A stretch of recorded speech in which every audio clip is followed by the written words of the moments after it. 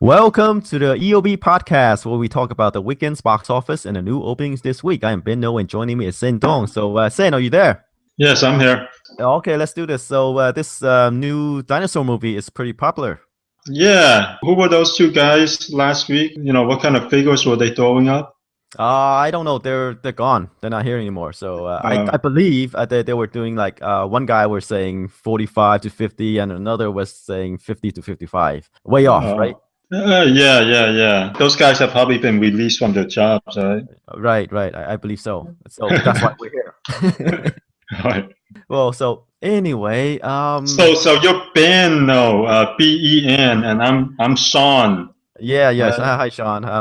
I'm Ben. yeah, I think Yeah, I guess we were we tad were off. way off. Yeah, way off. I mean, how could we be so off?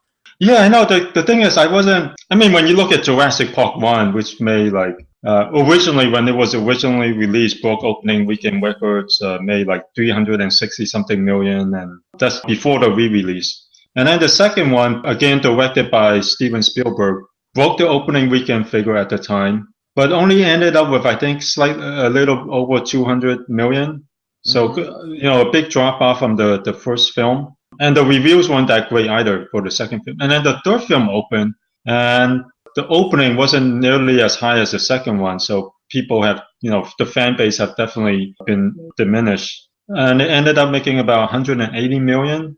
And I feel like the franchise is kind of sure it's still making 180 is nothing to scoff at, But you can tell the franchise is kind of on its way to reboots. Let's put it this way. Steven Spielberg didn't direct the last one. So this one, I feel like, Chris Pratt. I mean, sure, he's got, Guardians of the Galaxy. So, they have him and. Wait, hold on. I'm gonna uh, pull Kane West on you. Okay, let's okay. put in some numbers here. Okay, the Uh, estimates for mhm, Jurassic World is 204 million Okay. over the weekend, right? But I read some reports of Variety saying that the movie is probably going to do 209 when the official number comes in. So it's if that is true, then it's the biggest Biggest opening. opening ever. Yeah. And Right? that's crazy because we were estimating what I was saying about 45 to 50 and you were saying higher or. No, I was saying lower. Oh, okay. I was saying about 50 and you Yeah, were saying lower. yeah. And when the Friday figure came out and it was like 84 million, just Friday, and it blew both of our expectations out the window Yeah. just on that one day, then Mhm. it was like, holy crap, where is this, where is this coming from? Yeah, You I was know, kind of following it, and then it's kind of like the elections, the presidential elections. Like, oh, Iowa is, the numbers are coming in, and then New Jersey, all these numbers are coming. It's like, oh my yeah, God, this thing's going to be big. You yeah, know? yeah, And exactly. yeah, and I checked out the Thursday figures, and they're saying, oh, it's going to go over, 125 million, but then, that's even, beyond Yeah, optimistic, right? And then right now it's like 200 million. That's like yeah, crazy big, you yeah. know? Yeah, and the biggest opening of all time. This is the third film in the franchise. No, the fourth film in a franchise that's been on its last legs. Let's put it this way. This is like the Fast and Furious films, like the fourth film where they kind of Justin Lin kind of rebooted everything and took the Mhm. franchise to a whole other world. Let's put it this way, a Jurassic World.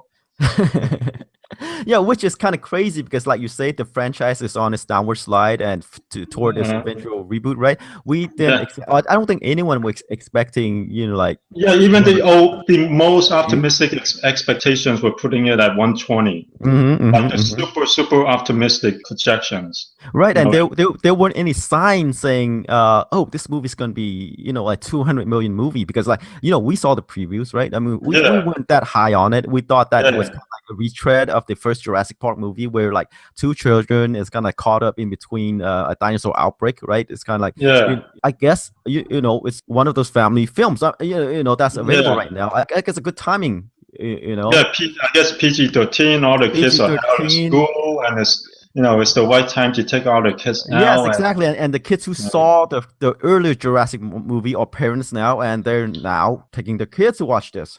yeah, right. Sure. It's like the 2012 elections has unexpected high vote from the Latino demographic. So where's the Latino demographic for Jurassic World? What's making it so huge? The only thing is we can't really tell. Yeah, sometimes you don't know. It's kind of like American Sniper. You don't know why that movie. You don't know why that movie is probably the highest grossing movie of 2014. You know, sometimes there's no explaining things. Yeah, I mean, although with that I can kind of see. Afterwards I can kind of see. But I think Jurassic World will probably need some time to see what's going on here. Because with American Sniper, you know, when I saw it, even if you take it as just a straight action movie, it's pretty intense and pretty well done. As you know, even people who aren't patriotic and who doesn't know about the war, if you went in just for straight entertainment, American Sniper is a very entertaining film, very tense, great pacing, action-packed, very emotional, very dramatic, and then throw in the patriotic element. You can see why it went beyond just the patriotism. Oh, we gotta see this because we want to be patriotic. At the other end, it's also a very entertaining movie. So I can see how that could be the #1 film of 2014. But Jurassic World, well, I haven't seen it. I was like, should I watch the NBA playoffs or should I watch Jurassic World? And then the NBA playoffs started, and I just like, all right, I'll watch the NBA playoffs. So I wasn't that high on it. Okay, and I just want to throw one more numbers. Worldwide numbers, it already crossed the 500 million mark. Right? Oh man! I think it opened in China to 100 million. So anyway, but I think Jurassic World benefited from time away. And then so people actually forgot about the third film and only remember the Steven Spielberg ones. Yeah, and then they start watching. Hey, we remember Jurassic Park, right? And then hey, Jurassic World's come out. Dinosaurs, it's gonna be great, and it has Star-Lord in it. Yeah. And and Bryce Dallas Howard, but Chris Pratt is definitely the main star, and with such a huge opening, Chris Pratt is now definitely one of the bigger stars on. Here's the thing. In last week's podcast, you mentioned Indiana Jones. Ford. Yeah. And they're trying to get this new Indiana Jones movie going. Is he officially cast as the new Indy or no? No one say. I think they're waiting on Harrison Ford. But if they decided to go the reboot route, I mean, he makes a good Indiana Jones. Yeah, like I said last week, these things are hard to find. It's like, Harrison Ford is like, these guys are hard to find. It's not something where you can just throw a formula in and create. I think sometimes that's where when directors get big-headed, when they get pissed, they're like, I made you, you're nothing without me. But guys like Harrison Ford are just one of those guys that are very hard to find. And, sometimes they come out they always come out of nowhere. Well, let's be real here. Like you have to fit the actor to the roles. Sometimes you can't just say, "Oh, Harrison Ford can play this and that," right? But right. You put them in the right role. Yeah, you find the right role, and he's that guy. That's true. That's cool. Sometimes you just find the right guy, and I think sometimes you gotta give the casting director credit for just like, all right, that's Star-Lord. I can see it. He's kind of pudgy in Community, but I can see how you can put him in the weight room for a couple of weeks, and he's got the right ingredients afterwards. Right. Anyway, Jurassic World blew everyone's expectation out of the water with a 200 million plus opening, biggest opening of all time. Of all time, No one expected this to be the biggest, this huge in the summer, and now it looks like it could be the #1 film of the summer, if not the year. Right, we'll see how it goes. I mean, it could be, just the opening, right, and it'll taper off. But who knows? And the reviews were decent, especially for the fourth film in the franchise. Yeah, it's 70%. Yeah. I think an A cinema score, so it's gonna have a word of mouth. Yeah, so this, everyone's afraid of the Avengers. Everyone moving out the Avengers way, but surprisingly, Jurassic World, it looks like it might be, potentially take the spotlight away from Avengers too. Because even Furious 7 kind of took the spotlight away from Avengers too. Because it doesn't look like Avengers 2 will hit 1.5 billion worldwide so far. But Furious 7 is already at 1.51. It needs another 10 or it needs another 9 million to get to the first Avengers movie. Yeah, it'll get there. And more money in Steven Spielberg's pocket. Right, right, and dinosaurs. If you think about Jurassic World, right, it's really a Uh-huh. slasher movie, with except Yeah, that dinosaurs are doing the slashing, and somehow that's cool for kids. you know what I think it is with this one. One thing I Mhm. noticed with this trailer is, and that's different from the other Jurassic Park movies. Is it's a lot brighter than the other Jurassic Park films. The first three are kind of dark. If you just look at the images, it's Mhm. slightly kind of dark, and there's rain, there's water. It's like you said, film kind of like a horror film. Whereas the trailer for Jurassic World is just it's like you're watching a Brad Ratner film. Every frame is just bright and crystal clear, and Jurassic World. When I saw the trailer, maybe that's one of the things going for it is very bright and clear. You can bring your kids in. Sure, there are dinosaurs, but everything's very bright, and you think it's one of those things where it's kind of like the first Spider-Man compared to the rebooted Spider-Man. The rebooted Mhm. Spider-Man is very dark, so Mhm. kids aren't quite attracted to that. But the first Spider-Man was very bright and very colorful. And my daughter, 2-year-old daughter, loves the first Spider-Man. But when I put on the reboot, she can't make it past the first 15 minutes. But she'll watch the first Spider-Man over and over and over again, Mhm. like the Disney animated features. Right, right. Yeah, I guess we have to give credit to Universal for giving the movie to Colin Trevorrow, whose only movie is indie called Safety Not Guaranteed. And he made a right choice to, kind of, brighten up the film so that you can bring your kids to it without turning them off. Right. I guess like for time, gritty and grounded. It's kind of like Mhm. every movie is trying to be gritty and grounded. That's their only thing. They try to add pepper Yeah, to yeah, the yeah, yeah, movies. yeah. You True. know? I think after the Dark Knight, Christopher Nolan, everyone thinks that's the thing to do now. Let's darken everything up. Let's Hmm. darken Superman up. Let's darken Spider-Man up.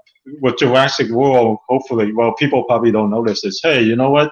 There's a reason why Spider-Man 2 is one of the highest grossing. When it first opened, was the highest grossing comic book movie at the time. Is because it's very bright and it fits the character. For Jurassic World, maybe it's one of those things again. It's very bright. You can bring your kids to it. No, It can really, appeal to them. it's the Jurassic Park movies and Jurassic World as well. It's a family Yeah, movie. Like Steven yeah, Spielberg made it for kids, and I guess right, they try right, to keep the theme that it is dinosaurs. They want kids to watch this. So right, that's right. why they want it bright and colorful, and like with cool Yeah, gadgets and scenery and everything. And of course, dinosaurs always cool. yeah. Okay. All Anyway, right, yeah. Jurassic World, unexpected monster hit of the summer, if not the world. I mean, if not the year. All right, let's move on to number two, Spy, the Paul Feig, Melissa McCarthy comedy, action Mhm. comedy. It's made 16 million, 45% drop, and in its second weekend, it made 57 million. Yeah, 45% drop, which is not bad. Mhm. Especially especially when you compare it to the rest of the films in the top 10, which experience like most of them experience 50% around 50% drop off or more. Right. So I mean, this, yeah, when you have a movie like Jurassic Park where everyone went to see it, I mean, all the yeah, movies, all the other movies suffered, quite a yeah. bit. Hopefully it keeps up next week. I wonder if it'll. Yeah, now I'm not too sure if it'll get to 100 million. What do you think? I'll probably get around, like I said, even Tammy. Yeah, May 80. So yeah. Movie made 80. I think it eventually get there, Okay. Right. around the 80 million mark, and probably maybe Yeah. even 90, right? I mean, this is a Right. movie that's gonna, that's gonna have some legs. I mean, as Yeah. evidenced by this, 45% drop. It's Yeah. not a movie that people might not want to rush out to check out, but they'll eventually get to, Mm-hmm. you know.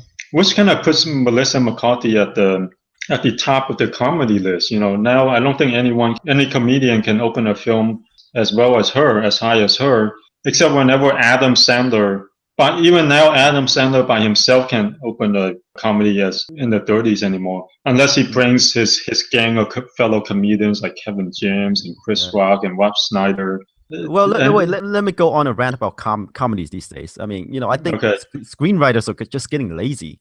Right now, they're just trying to put funny people in funny movies. Before, it's just like, oh, let's get some actors, and put them in a funny movie, and they write the stuff. But right now, they just like, okay, she is funny, he is funny. Let's just get them and make a comedy. Before, you can put in, like, let's say Johnny Depp, right, and Jude Law, right, and people who can act and have different ranges, right?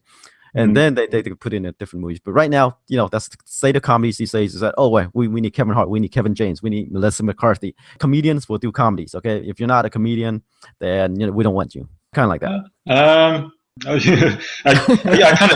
I kind of disagree. Okay, all right. My thing with that is like, I'll look at, let's say, the Men in Black films. Tommy Lee Jones by himself, you can give him funny lines, but he's not going to be that funny. You kind of need Will Smith, a comedian. It's like, oh yeah, there's always the straight guy and there's the funny guy, right? I mean, you pick them up with those things, Yeah, but I think if you just put Tommy Lee Jones in a pure comedy, it's really hard to do. You would have to have a comedy writer to write something really funny. Yeah, that's what I'm saying. Script writers are lazy. It's like Bad Santa, right? They have who's that guy? Oh yeah. Billy Bob Thornton. Yeah, him. That's true. Bad Santa. You can write something really funny and put a dramatic actor in it, and it could still be funny.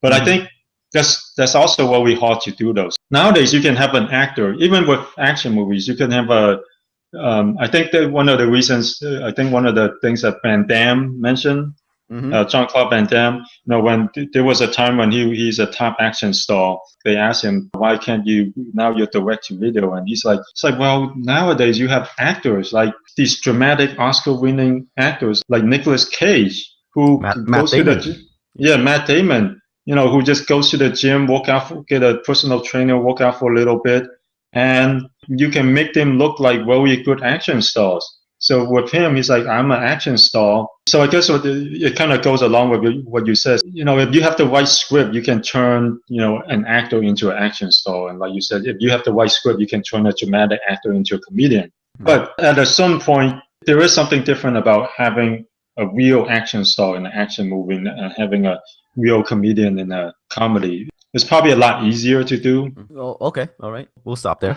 yeah, we kind of went on a tangent, but yeah. But I'm just saying that's what I'm seeing, and that's true. It is a lot harder to write a funny script where you can just put in a dramatic actor and it'll be funny. It's definitely a lot harder. Right. It's a lot easier to just throw a bunch of comedians together and say, hey, you guys improv, and we'll just keep on rolling, and we'll just take the best stuff. Yeah, we'll just take the stuff that works and cobble it together into a movie. Sometimes you get magic from that, though. Sometimes when you just let the comedians, give them a free rein, sometimes like you get magic out of that. Sometimes you get something that you can't get out of, like, hey, you have one week to give me comedy gold, and sometimes it doesn't work that way. Sometimes, right. You just have to throw them in the sandbox and let them play. I can go with that. Yeah. But I mean, there's different ways, and sometimes if you just let them go in the sandbox, they'll just goof off and you get nothing. Right. So that's the trade-off. No, it's the schedule, money. Time is money. Yeah. The more time you spend, the more money you spend. So yeah. All right. Yeah, that's what we have to say about Spy, and let's move on to number 3, San Andreas. Yeah, San Andreas is the Dwayne "The Rock" Johnson movie.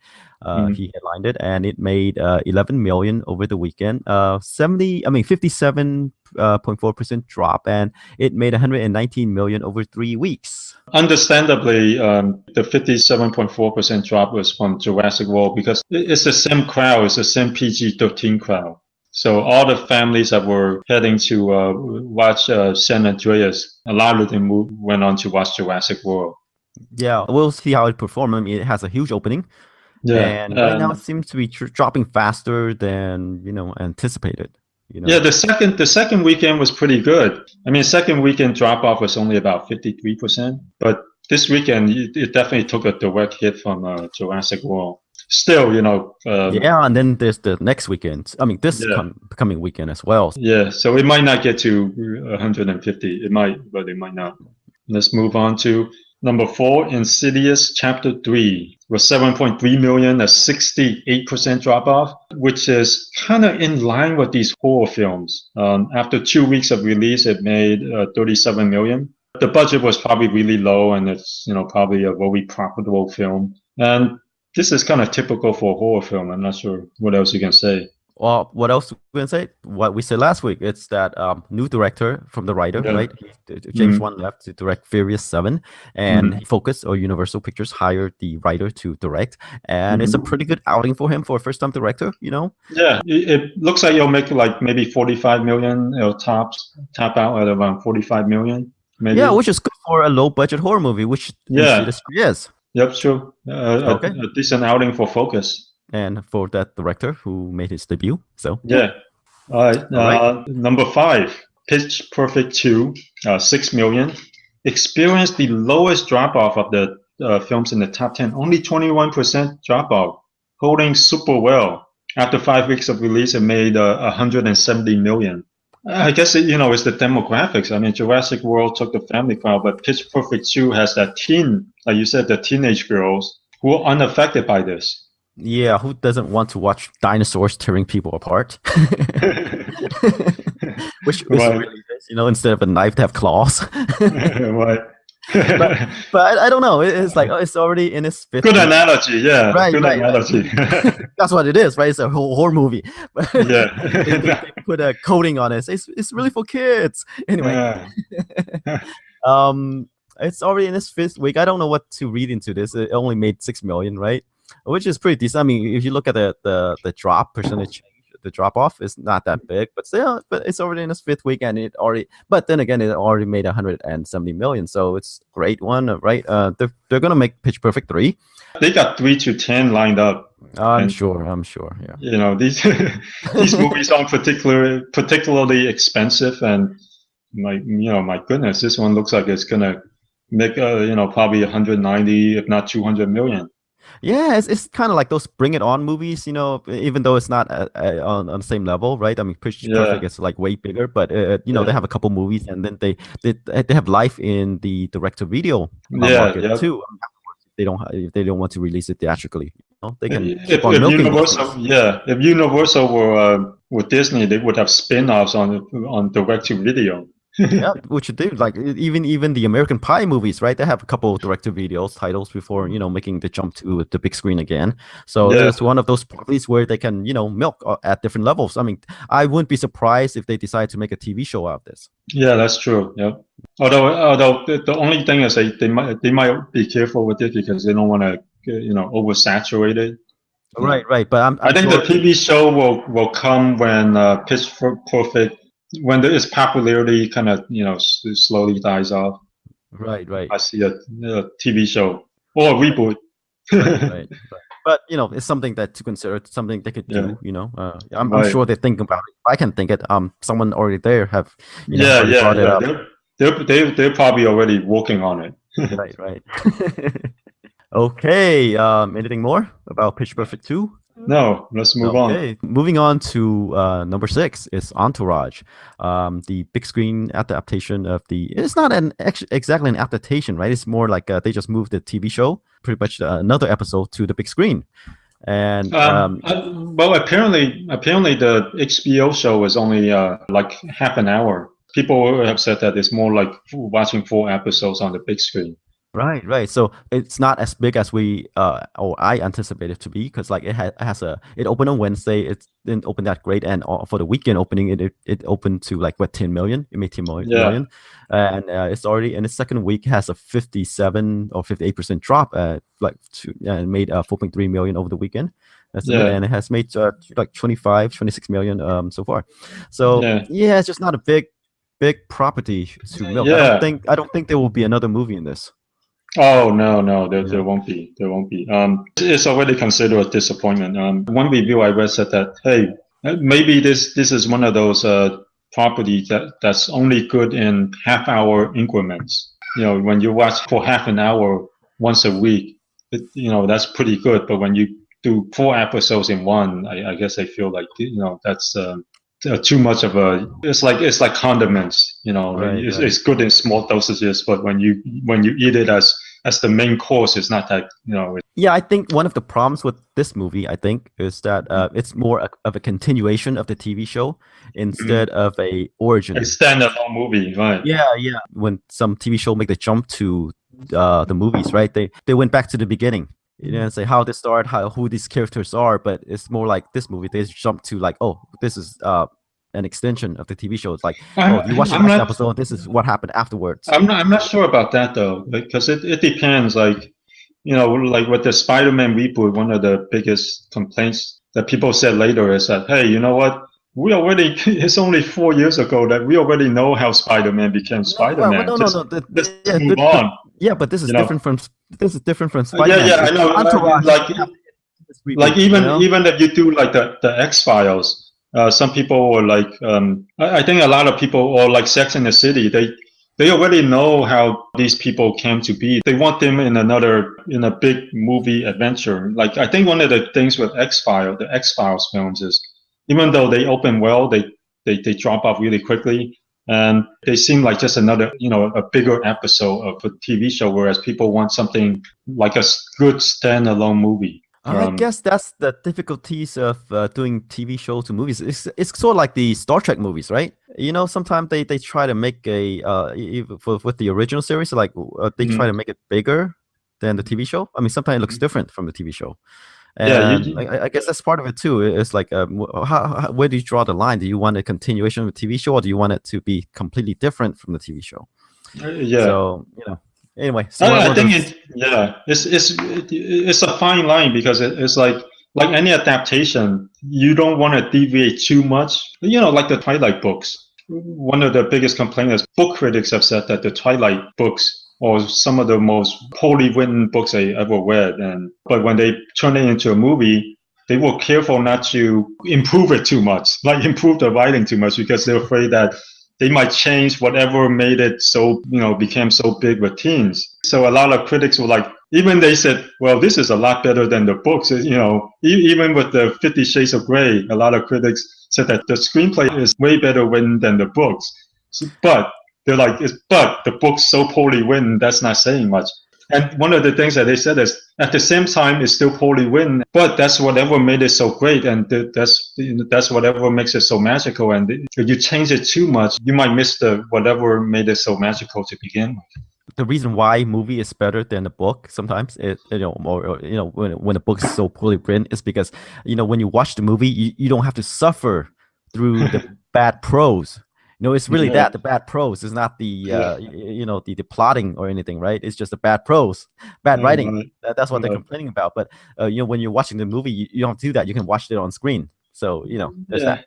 Yeah, so I wonder how, with these adaptations, it seems like, how close do you stay to the source material, and how far do you deviate from it? For a while, there was a big thing about, do you let the authors of the books write the screenplay, and why is it that Hollywood oftentimes wouldn't allow the writers of the books to adapt their own books to the big screen? And one of the reasons is, they said that these people are so married to their books that they can't think of it in movie terms. I forgot which film was it that they allowed the original author to write the screenplay that became successful. Because for a while, they did allow some of the original authors to write their own screenplay, but most of them have tanked. So they moved away from that. And recently, they allow author of a popular book to write the screenplay, and it became a success. Right. I don't remember. It was pretty recent, yeah. Yeah, but I think as with anything, right? Even though if you go back to the original author, sometimes these movies, they're kind of hit and miss, right? Sometimes they might be successful as a book, but when you translate that to the screen, it doesn't work.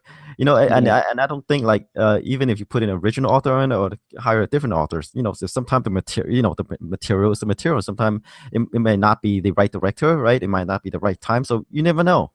It could be the actors. Yeah. There are a lot of ingredients. Right. But with Entourage, I guess it seems like the fans were happy, because all they really wanted was just more episodes. It didn't draw anyone outside of the core fan base.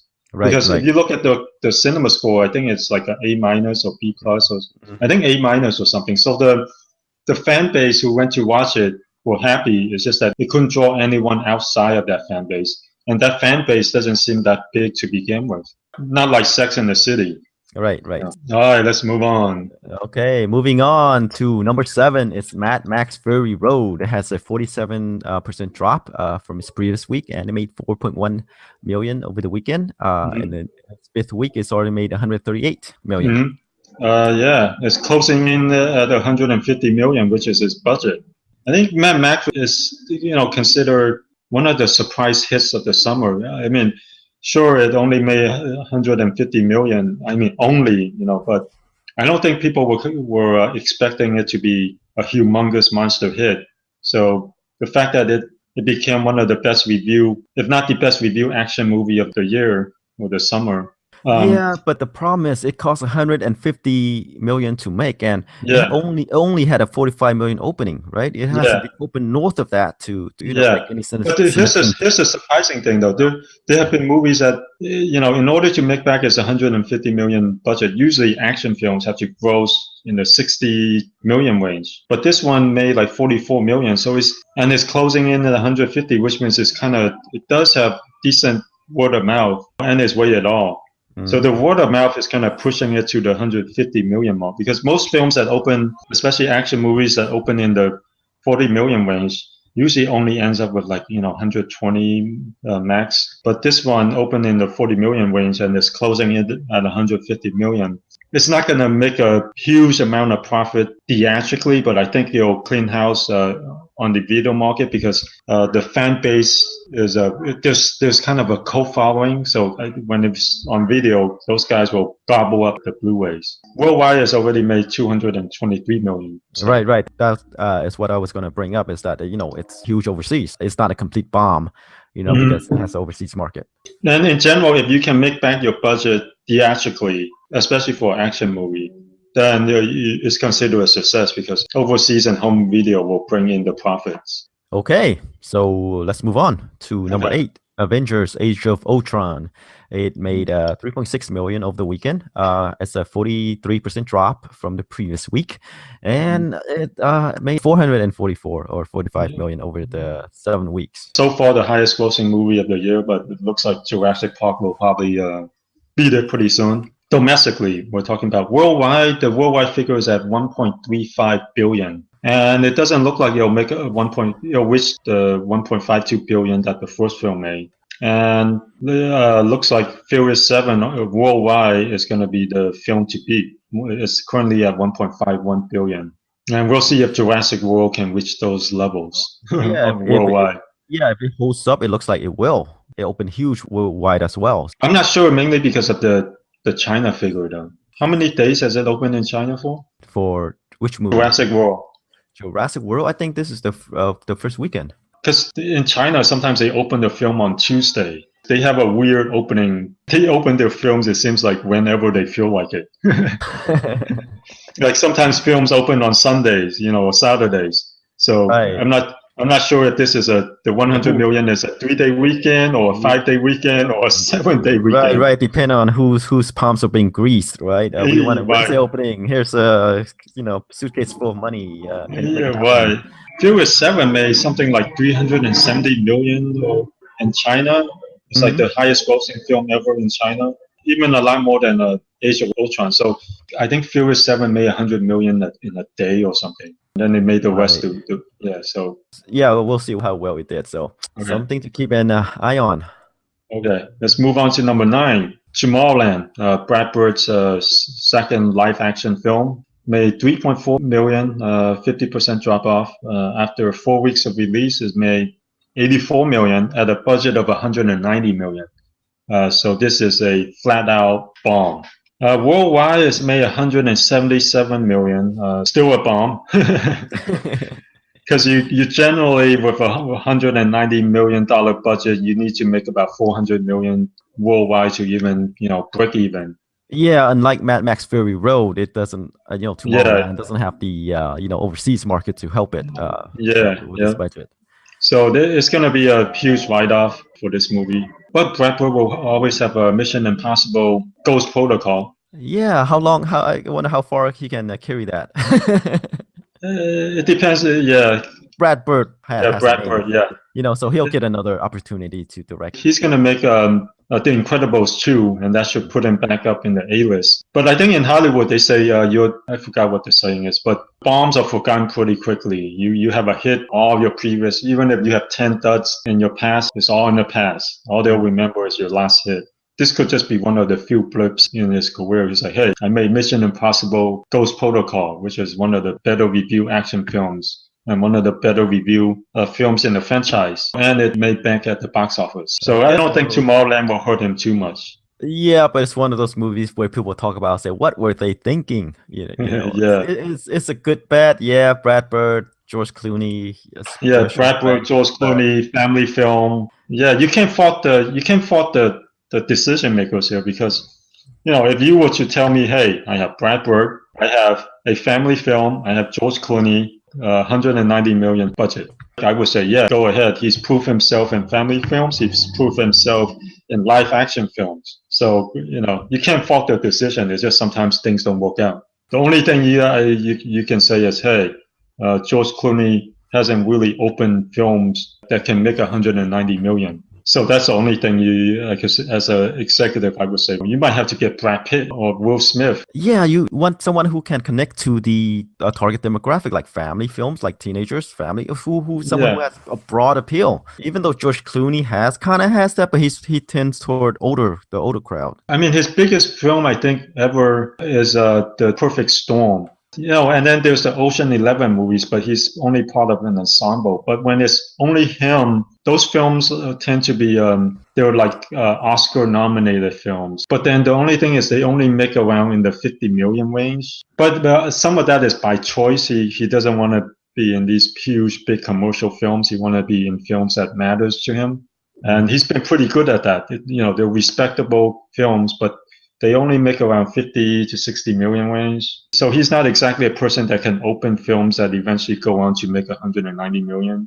His track record doesn't point that way. So, but, you know, people are probably thinking, well, you know, hey, maybe Brad Bird can give him another Perfect Storm. That's true. But the thing is, like, even if you put in Brad Pitt or some other people in George Clooney's role in Tomorrowland, I don't think they'll do any better. Yeah, that's true. Really that's doesn't have much to do, right? You know, just there as playing the cranky old guy. It's not something that his character is more of a side character, not the main character. Right. When you put in that much money, you gotta make sure that you can have someone who can give you a decent opening.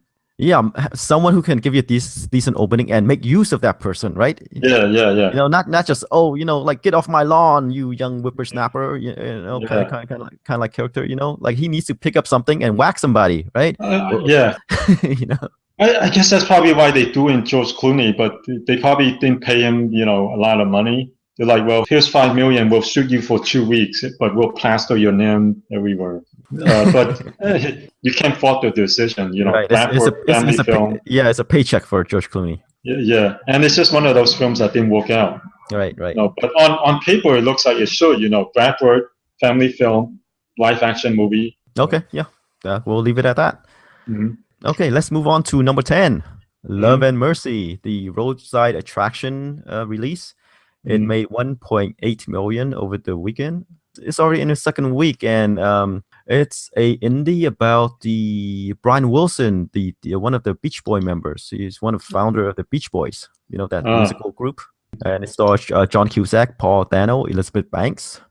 Pretty well reviewed, 88% on Rotten Tomatoes. I'm not sure. Is this the first week it went wide or semi-wide, right? Semi-wide. Yeah, I added 92 more. Oh, okay. And just doesn't look like it's catching on though. Well, look, it's one of these indie movies that people just right? Yeah. Not bad. You know, 17% drop off, not bad. You know, with 92 additional theaters, so it's not too bad. It's not filling up the house, but it's not too bad.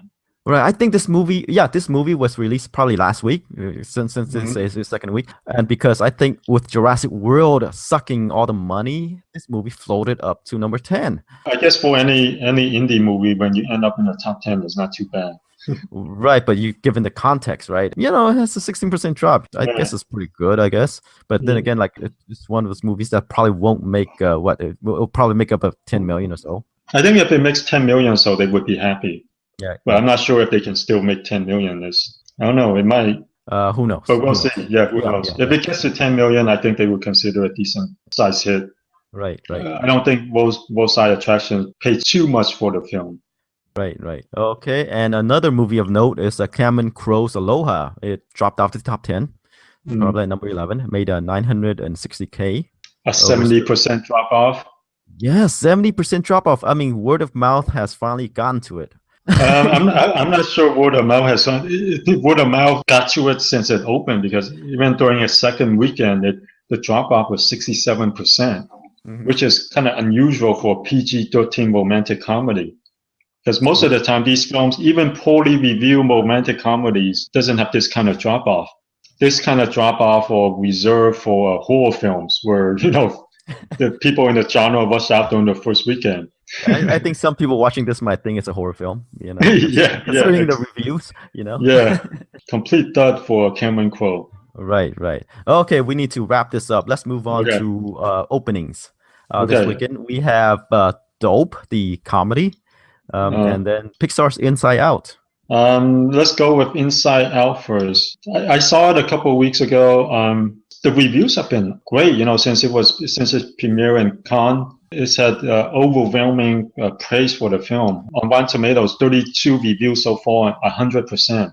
I saw it. The only thing is, it's one of those films that you admire more than enjoy. To me, anyway, it's really hard to make a film like Inside Out successful. It's really difficult to make a film about emotions, stuff that goes on in your head, entertaining. But they're able to make it well. So I admire the effort and the creativity into making something as abstract as emotions work. But at the same time, on an entertaining level, I'm not sure if it's, even though my kids want to see it, they saw the trailer and they're like, Daddy, I want to see it. I feel like it's more of a film for adults than kids. It's kind of like all the Pixar movies, right? It has more connection to adults. Well, I don't know. I'm not sure, because a lot of the Pixar movies have connection to both. They true. Like Toy Story and The Incredibles, right. Yeah. But this one, I feel like it is more something for adults than kids, because the premise is so abstract. I mean, I really admire that they can make it work, because something as abstract as emotions and making that work as a film, and turning emotions into characters and making that work is very creative, very inventive. But at the same time, it's more of a film that I admire. I'm like, wow, they really made this and they made it work. But on an entertainment level, I don't think it's as entertaining as other Pixar movies, like The Incredibles or the Toy Story films. I'm not sure if my kids will enjoy it as much as me, for instance. Okay. But hey, the reviews have been fantastic. Right. Okay. Of note, Pete Docter directed it. He was one of the directors of Monsters Inc. Right, and has the voices of Amy Poehler, Bill Hader, Mindy Kaling, Diane Lane. I'm curious. So, what figure would you put for Inside Out? Oh, this movie has been kind of hyped up. Yeah. Because last year we did not get a Pixar movie, right? Because I think it was supposed to be The Good Dinosaur, but they delayed that. And now they have Inside Out. So there's built up demand, and critics have praised this film, have said that it's a return to form. Yeah. So for Pixar, because right now Pixar is the new Disney, right? People would attribute these family-friendly films to Pixar right now, even though they're under the same company now. For Disney, right? It's only recently with Frozen and all the movies that they return to their former glory, right? But anyway, they still say it's a Disney Pixar movie, and it has the same usual wacky characters. I'm not sure how huge it's going to be. Like, people are still going to watch Jurassic World, but then they have the young group, the young children, the toddlers. People want that Jurassic World might be too scary. And there are no family films in the top 10. I mean, like for little kids. Right. So I'm feeling like it might. I'm not sure. It's 50 to 55 too low, or is it too high? I think that's too low, because even Brave ended up Brave opened to 60, 70 million. Yeah, and School's Out too, Yeah, and School's Out. So Brave opened to 66 million. And, Monsters, the second Monsters movie, Monsters University, opened to 82.4 million. Critics have pushed this as a return to form for, Pixar. Well, here's what I'm thinking, right? Jurassic World, right, has over 200 million plus opening. Assuming that it drops about 50%, it's still going to be pulling in 100 million. Yeah. Right. The thing is, will we get to 100 million films in one weekend. I don't know. Yeah. I think it supports it, right? Because like Jurassic World alone made over 200 million, right? Yeah. So the money's there. If you Hmm. split that up, that means there's 100 million each, Hmm. right? That means the market can support this. But Will at the it? same time, it's such an abstract, concept. I'm not sure they would care. They care. It's like they Yeah. think, oh, animation, Pixar movie.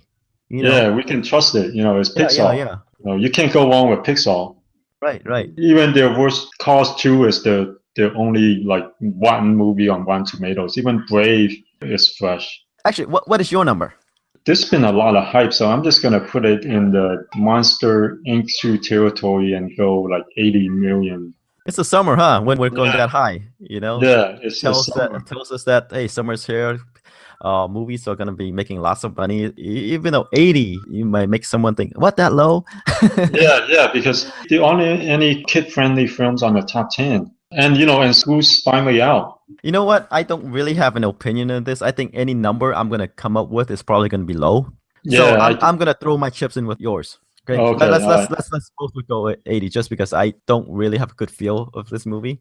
Okay, let me see what XSX says. Mm. Okay, they have around 70. We're kind of high on this. It was just still okay. I think we're still within the ballpark, Yeah, yeah, I feel that it could make as high as 80 or could be more. I don't know. See, like that's what I'm yeah, saying. I don't have a good feel about this movie.